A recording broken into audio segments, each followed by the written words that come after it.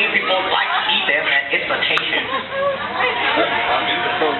งูทางมะพร้าวนี่เป็นงูที่สายจับที่ราบรุ่นทุกภูมิภาคของประเทศไทยนะครับเป็นงูที่จับหนูเก่งไม่แพ้งูสิงหางลายนะครับจึงมีความสำคัญในการควบคุมประชากรของหนูในธรรมชาติเช่นเดียวกันแล้วเขากำลังเผชิญปัญหาลักษณะเดียวกันครับคือมีจำนวนในธรรมชาติลดลงจากการจับกินและการส่งออกนะครับเพราะฉะนั้นงูทางมะพร้าวนี้จึงเป็นอีกหนึ่งงูที่ได้รับการคุ้มครองอยู่ในปัจจุบันนั่นเองครับ